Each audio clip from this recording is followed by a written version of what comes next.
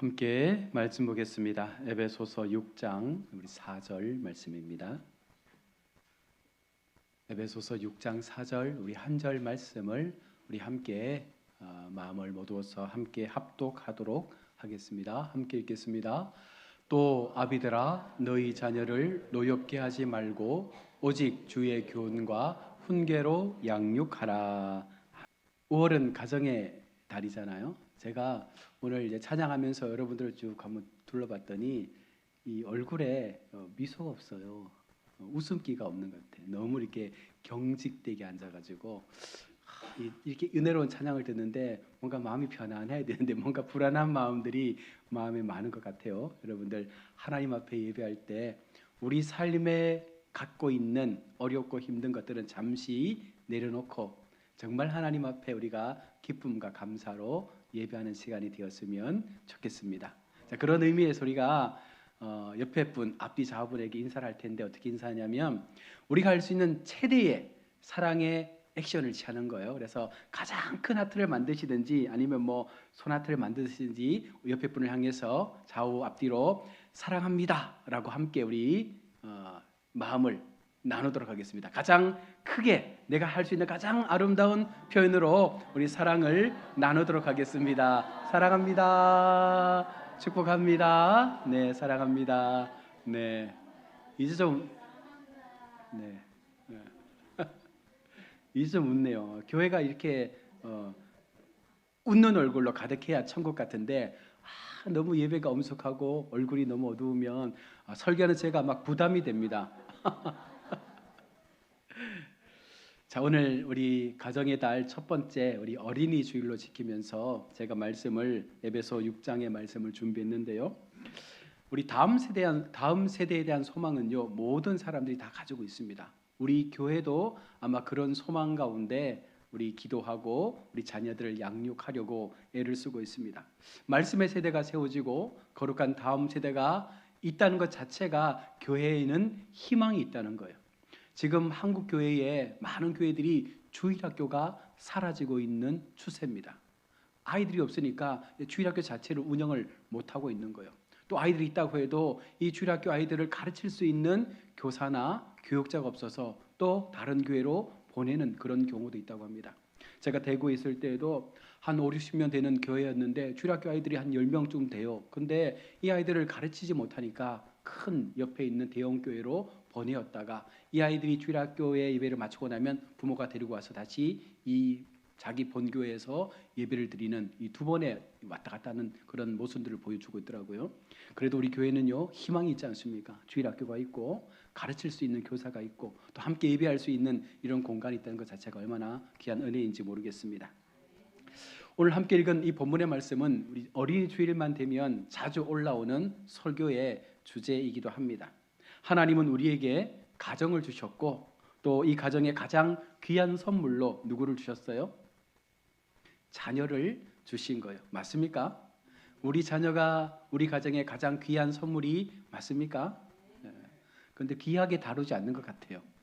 우리 아이들에게 물어보면 제일 정확할 텐데 우리 부모가 내게 보여주는 그 사랑이 진실한 사랑이 맞는가? 여러분 그것을 아이들이 고백하고 아이들이 그 마음을 가져야 되는데 부모는 마음껏 무언가를 잘 주고 있다고 생각하지만 아이들은 그와 같은 부모의 행동에 대해서 뭐 그렇게 반응이 없다면 무언가 지금 커뮤니케이션에 문제가 있는 것이죠. 우리는 어떤 마음으로 자녀를 양육하고 있습니까? 부모라는 자리는 많은 책임감과 함께 때로는 무거운 고뇌를 갖게 하는 그런 자리이기도 합니다. 돈이 많아서 여러분 좋은 부모가 되는 게 아니잖아요. 아이들에게 모든 것을 부족함 없이 준다고 해서 또한 아이들이 건강하게 자라는 것도 아닙니다. 오늘 본문의 말씀을 현대어 성경으로 이렇게 표현을 하고 있습니다. 부모들에게도 한마디 당부하겠습니다. 자녀들을 너무 꾸짖지 마십시오. 또 잔소리를 늘어놓아 반항심을 일으키거나 분노를 품게 하지 마십시오. 그것보다 주님의 사랑이 담긴 훈계와 조언과 충고로 키우십시오. 자녀를 키우는 부모에게 주고 있는 하나님의 말씀이죠. 여러분 자녀들에 대해서 우리는 얼마나 잘 알고 있습니까? 내가 배나 아파 기르고 있는 이 자녀에 대해서 우리는 얼만큼 알고 있습니까? 누구보다 내 자녀를 잘 안다 여러분 생각하시겠지만 사실은 부모만큼 자녀를 모를 때가 많다는 거예요. 2024년도 한 언론사에서 자녀에게 설문을 조사했는데 두 가지의 어떤 카테고리를 가지고 설문했습니다. 하나는 자녀가 가장 부모에게 듣기 싫은 말, 또 하나는 자녀가 부모에게 가장 듣고 싶은 말. 이 내용을 가지고 10가지를 이렇게 이제 순서를 나눴는데 먼저 가장 듣기 싫은 말 뭘 것 같으세요? 뭘 같으세요? 공부해라. 아, 역시 네. 첫 번째가 너 공부 좀 하고 있니? 공부 좀 해라. 이게 첫 번째 듣기 싫은 말이고 두 번째는 내가 너 그럴 줄 알았다 하는 말이 두 번째로 듣기 싫은 말. 세 번째는 내가 너라면 안 그랬을 거야. 그렇게 말한다고 하고요. 네 번째는 너는 왜 다른 친구들처럼 그렇게 안 하니? 라고 말하고 다섯 번째 그걸 왜 그렇게 하니? 라고 말하고 여섯 번째 내가 어릴 때는 이런 거 없었다. 너 편한 줄 알아라. 이렇게 말하는 것이고요. 7위가 너 때문에 내가 힘들어 라는 말이고 8위가 넌 왜 항상 그렇게 하니? 라는 말이었습니다. 그리고 9위가 너는 절대 못할 거야. 이런 말이었고 마지막 10위가 내가 너 나이 때는 안 그랬다. 이런 말이래요. 공감되십니까? 여러분이 공감할 필요 없어요. 아이들이 지금 공감을 하고 있는 거예요. 아이들이 정말 이런 말을 듣기 싫다라고 말하죠. 여러분 앞에서 말한 이 10가지의 내용에 공통점이 있습니다. 뭐냐면 모든 대화의 책임을 누구한테 돌리는 거예요? 자녀에게 돌리고 있는 거예요. 부모는 잘하고 있는데 네가 못해서 그런 거야.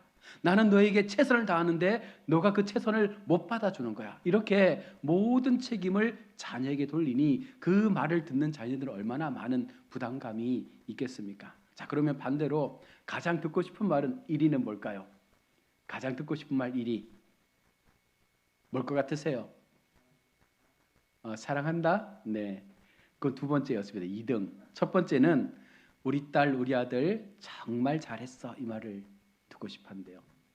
두 번째가 사랑한다는 것이고 세 번째가 괜찮아 잘하고 있어. 네 번째가 오늘도 수고 많았어. 다섯 번째가 괜찮아 다 잘 될 거야. 여섯 번째 태어나줘서 고마워. 7위가 넌 잘할 수 있을 거야. 8위가 우리 같이 놀러 갈까? 9위가 넌 최고의 선물이야. 10위는 너가 하고 싶은 대로 해도 돼. 이 말이래요. 여러분 10가지의 말 가운데 내가 주로 사용하고 있는 말이 있습니까? 아이들에게, 자녀들에게. 이 10가지에도요 공통점이 있습니다. 뭔 것 같으세요? 바로 자녀를 존중하는 부모의 태도, 자녀의 마음을 공감해 줄 수 있는 부모의 마음. 여러분 이것이 결국은 자녀가 더 건강하게 자랄 수 있는 하나의 밑거름이 된다라고 말하는 것이죠. 내가 낳았다고 내 마음대로 여러분 해서는 안 됩니다. 이 자녀는요 앞서 말했잖아요. 하나님이 가정해 주신 선물이에요. 이 자녀는 내 것이 아니라 누구의 것입니까? 하나님의 것이에요. 그러면 내가 함부로 해서는 안 되는 거예요. 하나님께서 잠시 내게 맡겨주신 거예요. 우리 가정에 맡겨주신 거예요. 그러면 우리는 이 자녀가 언젠가 하나님께서 다시 돌려달라 하실 때 이 자녀를 고스란히 돌려줘야 되는데 그 과정 동안 우리는 철저하게 아이들을 하나님을 알아가는 자녀로, 말씀의 자녀로 잘 양육해서 반드시 하나님께서 원하시는 그때에 이 자녀를 하나님 앞에 내어드려야 되는데 여전히 우리가 이 자녀를 내 것이라 붙잡고 있기 때문에 우리가 자꾸만 자녀들을 더 억압하고 괴롭히게 되는 것입니다. 오늘 본문에 잔소리와 훈계에 대한 말씀을 하고 있는데요. 여러분 잔소리와 훈계의 차이점이 무엇입니까?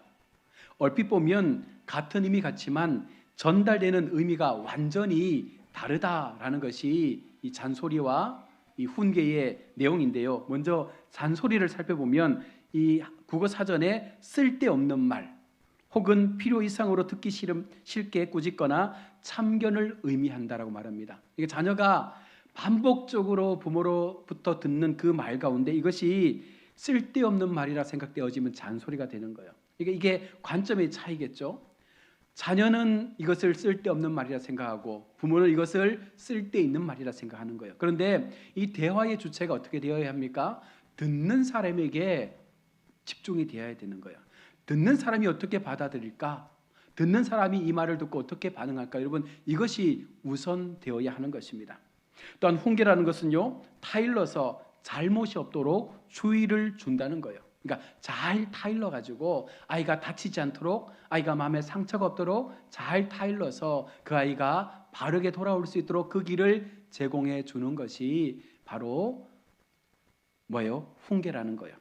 자, 말이라는 것은요, 내 입에서 시작되지만 그 말의 도달점이 어디입니까? 상대라는 거죠. 그러니까 내가 던지는 그 모든 말들은요, 상대방이 듣고 그것이 힘이 될 수도 있지만 때때로 그 말들은요, 상대에게 상처가 되고 아픔이 될 수도 있는 거예요. 특별히 우리가 자녀들에게 하는 모든 말들은요, 한 번 더 곰곰이 생각하고 그 말들을 해야 된다는 것입니다. 신중하고 또 한번 고민하고 그렇게 해서 자녀에게 우리가 훈계를 가지고 양육해야 되지, 계속되는 잔소리로는요, 결국은 자녀들과의 관계만 멀어질 뿐이다라고 말씀합니다.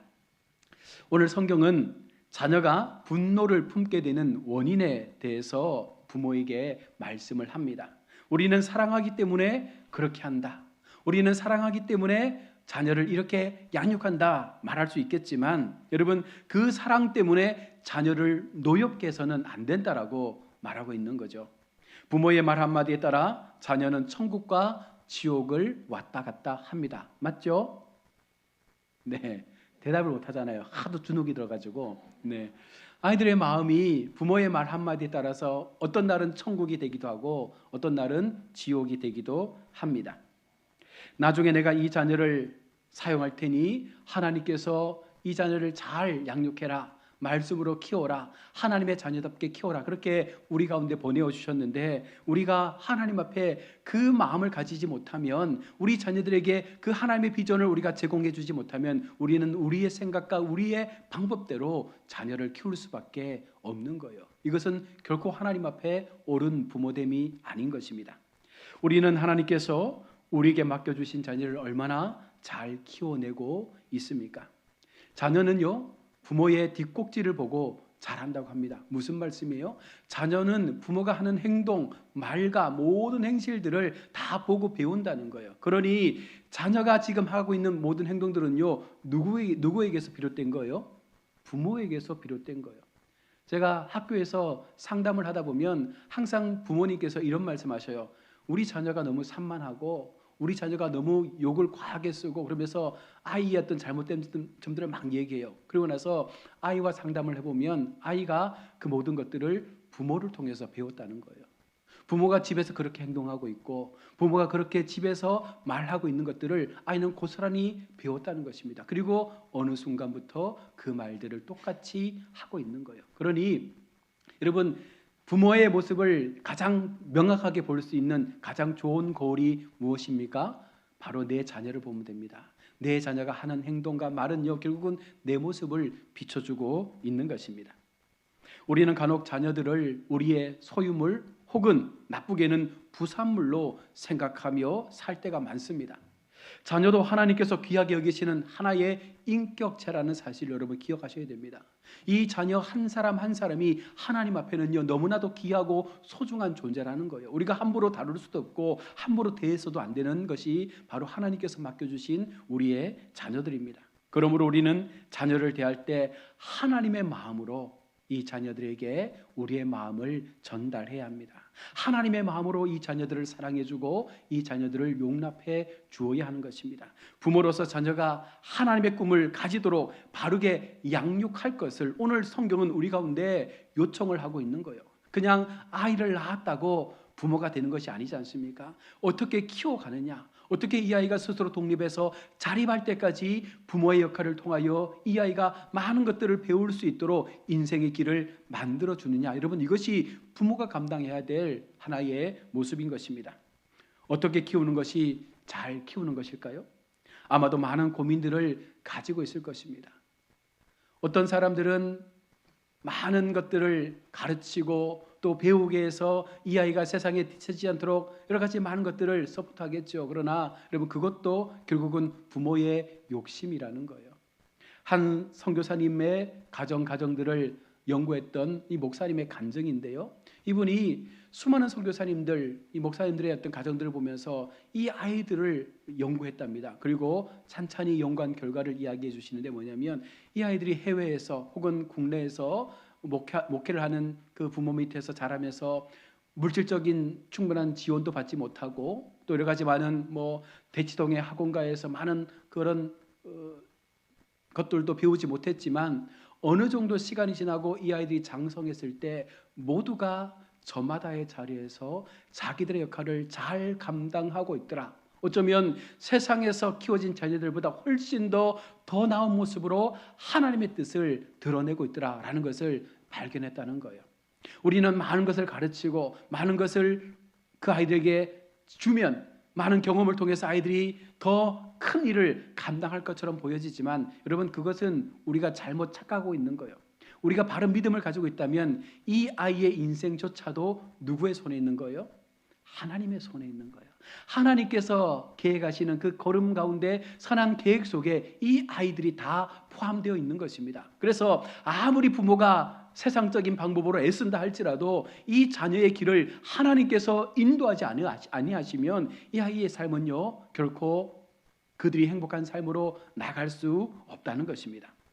여러분, 세상이 추구하는 어떤 다양한 교육을 하나님이 우리 가운데 요청하지 않습니다. 많은 돈을 들여서 가회를 시키고 많은 학원에 늘 밤마다 돌리면서 그렇게 아이들을 막 양육하는 것을 하나님께서 말씀하는 것이 아닙니다. 오늘 말씀에 하나님께서 요청하는 것이 무엇입니까? 이 아이들을 한 가지입니다. 한 가지. 말씀으로 양육해라. 어릴 적부터 이 아이들의 마음속에 하나님의 말씀이 심겨지도록 말씀으로 이 아이들을 훈계하고 양육하면 반드시 하나님께서 이 아이들의 인생을 지켜주실 것이다. 여러분, 이것이 약속이요 복음이라고 말하고 있는 것입니다. 우리는 하나님의 말씀을 믿는 믿음의 부모입니다. 그런 믿음의 부모가 이 말씀을 우리가 믿지 못하는 거예요. 나조차도 하나님의 말씀 앞에서 내 삶이 바뀐다라고 하는 그 확신 없이 우리가 어찌 아이들에게 말씀을 가르쳐서 이 아이들을 말씀으로 양육해서 이들이 말씀의 충만함을 가지고 세상을 이겨낼 수 있다라는 그 믿음을 심어줄 수 있겠습니까? 여러분, 부모가 자녀에게 하나님의 말씀을 가르치고 자녀들에게 믿음의 유산을 물려주는 것만큼 위대한 것은 없다는 거예요. 여러분, 이것이 우리의 양육의 가장 우선순위가 되어야 할 줄로 믿습니다. 지금까지도 어쩌면 여러분, 우리가 세상 사람들과의 경쟁 속에서 하나님 앞에 이 자녀가 더 높아지기를 바라는 마음으로 수많은 학업과 수많은 진로의 고민을 가지고 많은 것들을 서포트해 주지만 여러분, 결국은요 하나님께서 그 길을 열지 않으시면 아무것도 안 되는 것입니다. 부모는 모든 것에 자녀를 위해 최선을 다해야 합니다. 그런데 여기에 가장 중요하게 생각해야 되는 것은 말씀을 먹고 자라는 자녀로 키워야 된다는 거예요. 하나님의 말씀이 이 아이들의 삶을 채울 때 이 말씀이 강력하게 이들의 삶을 붙잡아 준다는 것입니다. 믿음을 가진 자녀들, 말씀으로 세워진 자녀들의 간증이 이런 거예요. 힘들 때마다, 어려울 때마다 어릴 적부터 들었던 그 말씀이 내 심령 속에서 일어나서 나의 힘든 삶을 지켜낼 수 있도록, 지탱할 수 있도록 그 말씀이 나에게 힘을 주었다라고 아이들이 고백하더라는 것이죠. 여러분, 세상의 학문이 그 아이들에게 어려운 시간들을 견뎌낼 수 있도록 도움을 주는 것이 아닙니다. 하나님의 말씀이 그들의 삶을 붙잡아 주는 것입니다. 그래서 우리는 하나님의 자녀들에게 언제나 말씀의 훈련을 시켜야 합니다. 부모된 여러분, 이제 우리의 자녀들에게 세상이 만들어 온 그런 양육의 방식이 아니라 하나님께서 우리에게 부탁하신 이 말씀의 훈련 방식을 통해서 가르치고 이 말씀을 심어주고 이 말씀의 은혜를 경험하게 하시고 말씀의 그 놀라운 기적들을 아이가 어릴 적부터 체험함을 통해서 정말 하나님이 말씀 가운데 우리 가운데 역사하시는구나. 여러분, 이와 같은 고백을 우리가 아이들을 통해서 들어야 이것이 진정 우리가 잘 키웠다 하나님 앞에 고백할 수 있는 것입니다. 내성마비 아이의 간증을 하나 들려드리겠습니다. 나는 중학생들을 대상으로 하는 캠프의 상담자가 되어 달라는 부탁을 받고 그 자리에 갔다. 그 캠프에는 내성마비를 앓고 있는 빌리라는 어린 소년이 있었는데 아이들은 빌리를 괴롭혔다.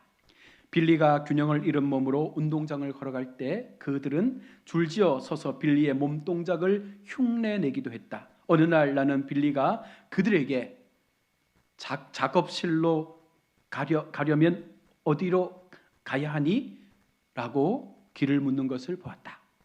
아이들은 빌리의 어설프고 더듬거리는 말투를 그대로 흉내내면서 저쪽으로 가야 돼 라고 말하면서 자기들끼리 낄낄대며 웃는 모습에 나는 화가 치밀었다. 빌리네 방 아이들이 아침 묵상 발표를 하기로 한 목요일 아침에 내 분노는 극에 치달았다. 그 방 아이들이 빌리를 발표자로 선정한 것이었다. 그들이 빌리를 앞에 세워놓고 놀리려 한다는 것은 뻔한 사실이었다. 빌리가 힘겹게 앞으로 나가는 동안 아이들은 낄낄거리며 조롱하는 소리를 들었다. 어린 빌리가 8단어를 말하는데 거의 5분의 시간이 걸렸다. 빌리가 말한 이 8단어가 무엇이냐면 예수님, 절 사랑하세요. 그리고 저도 예수님을 사랑합니다. 이 말을 하는데 5분 정도의 시간이 걸린 거예요. 떠듬 빌리는 예수님이 절 사랑하세요. 저도 예수님을 사랑합니다. 여러분, 그 말을 마쳤을 때 낄낄거리고 웃던 아이들 모두가 그 자리에서 눈물을 흘리기 시작했다는 것입니다. 빌리의 짧은 간증이 있은 후에 그 캠프장에는 영적 부흥이 일어났습니다. 오랜 세월이 지난 후에 나는 절 기억하시겠어요? 전 그 중학교 캠프 때 회심했어요 라고 말하는 많은 선교사들과 설교자들을 만났다.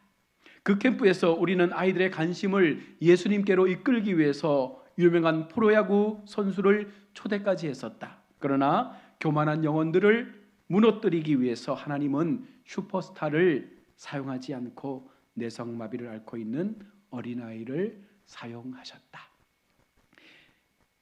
앨리스 그레이의 내 인생을 바꾼 100가지의 이야기에 실려있는 하나의 내용입니다. 여러분, 하나님께서 우리에게 자녀를 보내주시고 이 자녀를 통해서 무언가 하나님의 비전을 우리 가운데 선언하실 때 여러분, 그 있는 모습 그대로 하나님은요 기뻐 받으시는 거예요. 우리가 그 아이들을 부끄러워하면 안 된다는 것입니다. 그 아이들의 상황, 그 아이들의 여건, 그 모습들, 행동들, 여러분 나의 자녀가 아니라 하나님의 자녀인 거예요. 우리가 부끄러워하는 그 순간 아이들은 훨씬 더 큰 절망감에 빠지게 될 것입니다. 내성마비 아이라 할지라도 하나님은 그 아이를 통해서 수많은 그 중학생들의 마음을 움직였고 그 아이들의 마음 가운데 참 복음의 확신을 심겨줬고 그 아이들을 통해서 수많은 선교사들과 수많은 목회자들이 생겨난 것입니다. 여러분, 이것이 하나님께서 만들어 가시는 하나님의 역사인 거죠. 우리 하나님은요 우리 자녀들을 그 있는 모습 그대로 사용하실 것입니다. 부모가 걱정이 많아서 믿지 못해 그렇지 여러분, 우리 마음이 불안한 거예요. 부모된 우리 마음이 걱정이 많은 거예요. 부모로서 내 자녀라고 생각하니까 더 무언가 이 자녀가 세상 가운데 잘 살기를 바라는 그 마음 때문에 불안해서 염려가 되어져서 계속적으로 푸시하지만 하나님은요 그것은 결국은 쓸데없는 것이라 말하고 있는 것입니다. 진정한 하나님의 마음을 가진 부모는요 이 아이들을 믿어줘야 합니다. 왜냐하면 이 아이를 지키고 있는 자가 하나님이시기 때문에, 이 아이의 인생의 주권이 하나님의 손에 있기 때문에 하나님 앞에 이 인생을 맡겨야 되는 것입니다. 그게 부모의 마음이죠. 저도 막내가 지금 군대에 가 있는데 군대 생활이 좀 힘든 것 같아요. 아버지의 마음에서는 좀 불편한 마음이 생기더라고요.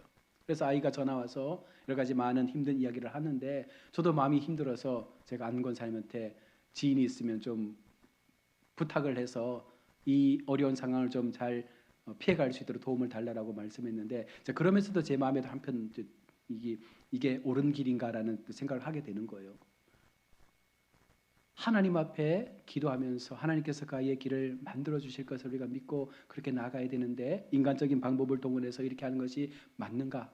그러니까 이게 부모라는 거예요. 이 부모는 여전히 자식 앞에 마음이 쉽게 무너지더라는 것입니다. 여러분, 그래서 우리는 늘 우리의 신앙의 모습들을 다시 한번 하나님 앞에 돌아보고 내 삶의 모습, 내 삶의 행동, 내 삶의 걸음들이 정말 하나님께서 기뻐하시는 삶이 맞는지를 늘 점검해야 합니다. 그래야 그 부모를 바라보는 자녀가 동일한 모습으로 하나님을 만나게 될 것이기 때문에 그래요. 지금은요, 아들이 매일마다 전화 와서, 옛날에는 전화 오면 그냥 안부 묻고 몇 마디 얘기하다 끊었는데 항상 요즘은 그래요. 아버지, 저를 위해서 기도 한번 해주시겠습니까? 매일마다 지금 제가 전화로 기도를 하고 있습니다. 그러니 여러분, 그 마음 가운데 하나님을 의지할 수 있는 마음을 우리가 줘야 하는 거죠. 우리 자녀들을 여러분 사랑하신다면 이 자녀들을 하나님 앞에 맡기시고, 우리는 부모됨의 자리에서 이 아이들을 정말 하나님이 기뻐하실 수 있는 그와 같은 삶으로 세워간다면 하나님께서 이 아이들을 책임져 주실 줄로 믿습니다. 여러분, 그 믿음에 부모가 흔들림이 없어야 돼요. 그 마음에 부모가 약해지면 안 된다는 것입니다. 하나님은요, 우리 자녀들에게 창세기에 아브라함에게 주셨던 그 복이 우리 자녀들에게 임할 복이라 말씀하고 있습니다. 창세기 12장 2절에 내가 너로 큰 민족을 이루고 내게 복을 주어 내 이름을 창대하게 하리니 너는 복이 될지라. 여러분, 이것이 우리 자녀들의 삶에 선언되기를 원합니다. 이와 같은 복을 통해서 우리 자녀들이 더욱더 하나님의 사람답게 세상을 주도해가고 말씀의 자녀로 세상 가운데 부끄럽지 않는 모습으로 그렇게 세워져 갈 수 있는 그 믿음의 모습들이 일어나기를 원합니다. 염려하고 걱정한다고 자녀가 바뀌는 게 아니더라고요. 부모가 기도할 때, 부모가 자녀를 위하여 기도할 때 그 자녀는 반드시 하나님께로 또 거룩한 그 은혜의 삶으로 돌아오게 되는 줄로 믿습니다. 우리 모두가 이 마음을 가지시고 우리 가정의 달, 특별히 우리 어린이 주일에 우리 믿음의 자녀들 더 큰 하나님의 사랑으로 잘 양육해 가시는 우리 복된 성도들 다 되시기를 주의 이름으로 축원합니다. 아멘. 기도하겠습니다. 아버지 하나님, 은혜를 감사합니다. 오늘 우리가 어린이 주일을 맞아서 함께 말씀을 나누었습니다. 우리에게 허락하신 믿음의 자녀들, 우리가 어떤 모습으로 양육하며 키워가고 있습니까? 내 마음 가운데 부모로서 우리가 주님을 믿는 그 믿음만큼 우리 아이들도 하나님 앞에 그 믿음으로 세워져 가게 되는 줄로 믿습니다. 아이들을 사랑하되 정말로 우리가 말씀의 사랑을 우리가 더하여서 이 아이들이 자신의 꿈을 찾고 하나님의 비전을 꿈꾸며 그 모든 인생의 시간 속에서 하나님의 나라의 영광이 하여 귀하게 쓰임받을 수 있는 모습으로 세워져 갈 수 있도록 부모됨의 도리를 다할 수 있게 도와주시고 우리 자녀들의 모든 삶의 여정 가운데 하나님께서 크신 은혜의 길들을 허락하여 주시옵소서. 감사드리며 거룩하신 예수님의 이름으로 축복하며 기도드립니다. 아멘. 우리